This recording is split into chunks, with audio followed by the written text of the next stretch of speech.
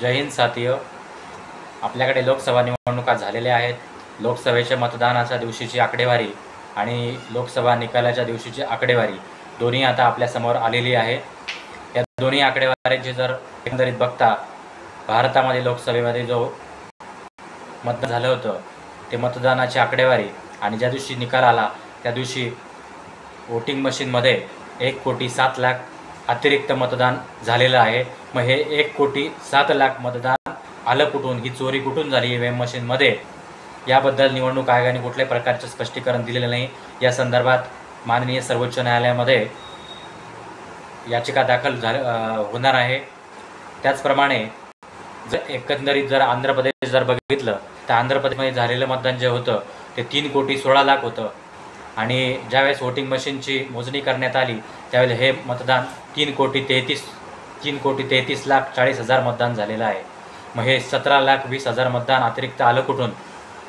त्याचप्रमाणे आपल्या महाराष्ट्रामध्ये एकूण मतदानाच्या दिवशी 4,13,00,000 झालं होतं आणि ज्यावेळेस वोटिंग मशीनची मतमोजणी करण्यात आली त्यावेळेला हे मतदान 4,29,00,000 होतं. मग हे 16,70,000 मतदान अतिरिक्त कुठून आलं, या प्रकारची कुठल्याही प्रकारची आपल्याकडे प्रश्न विचारण्यात आलेला नाही. त्याचप्रमाणे केरळमध्ये 11,40,000 मतांचे अतिरिक्त मतदान झालेलं आहे. आसाममध्ये 10,30,000 मतदान अतिरिक्त झालेलं आहे. पश्चिम बंगालमध्ये 7,80,000 मतदान अतिरिक्त झालेलं आहे. त्याचप्रमाणे कर्नाटकमध्ये 7,10,000 मतदान अतिरिक्त झालेलं आहे. गुजरातमध्ये देखील 5,50,000 मतदान अतिरिक्त झालेलं आहे. मध्य प्रदेशमध्ये 4,30,000 मतदान अतिरिक्त झालेलं आहे. तामिळनाडूमध्ये देखील 3,90,000 मतदान अतिरिक्त झालेलं आहे. राजस्थानमध्ये 3,80,000 मतदान अतिरिक्त झालेलं आहे.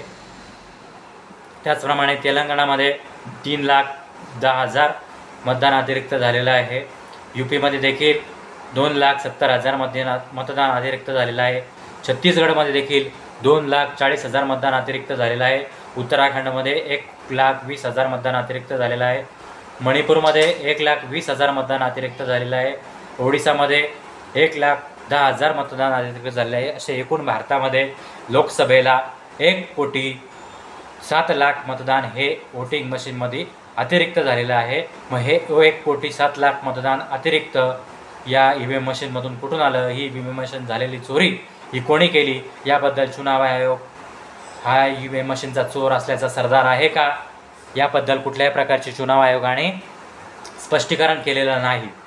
मग हे 1,07,00,000 मतदान कुठून आलं याबद्दल माननीय सुप्रीम कोर्टात देखील याचिका दाखल झालेली आहे. त्याचप्रमाणे 4 ठिकाणी जे BJPचे उमेदवार होते ते निवडून आलेले नाहीत. त्यांना देखील जर बघितलं तर नवनीत राणा ज्या पडलेल्या आहेत त्या 19,731 मतांनी पडल्या.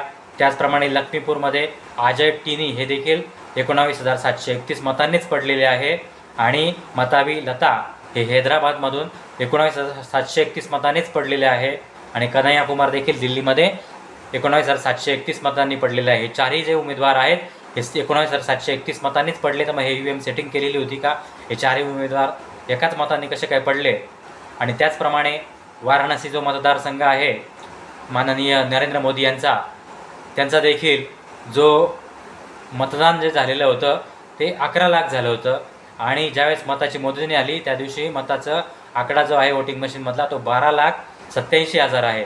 मग 1,87,000 अतिरिक्त मतदान आलं कुठून, ईव्हीएमची मध्ये झालेली चोरी ही कोणी केलेली आहे याबद्दल देखील निवडणूक आयोगाने स्पष्टीकरण दिलेलं नाही. तर ही सर्व माहिती भारतीय नागरिकांनी या निवडणूक आयोगाकडे मागितली पाहिजे, यांना या संदर्भात प्रश्न विचारले पाहिजे. त्याचप्रमाणे जे BJPचे जे 155 जे खासदार निवडून आलेले आहे ते 200, 500, 2,000 मतांनी निवडून आलेले आहे. मग या सर्व सेटिंग ज्या झालेल्या होत्या या कशासाठी झाल्या होत्या, यामागे काय संदर्भ आहे, तर हे ईव्हीएम मशीन जे आहे हे चोर आहे आणि या ईव्हीएम मशीनचा सरदार कोण आहे याचं स्पष्टीकरण माननीय निवडणूक आयोगाने दिलं पाहिजे. अशा प्रकारची मागणी मी या आपल्या व्हिडिओच्या माध्यमातून करतो आणि याच प्रकारची मागणी सर्व सामाजिक कार्यकर्ते असतील, राजकीय कार्यकर्ते असतील, या सर्व संस्थांनी भारतीय नागरिकांनी ही निवडणूक आयोगाकडे मागितली पाहिजे. एवढं बोलतो आणि थांबतो. जय हिंद, जय भारत.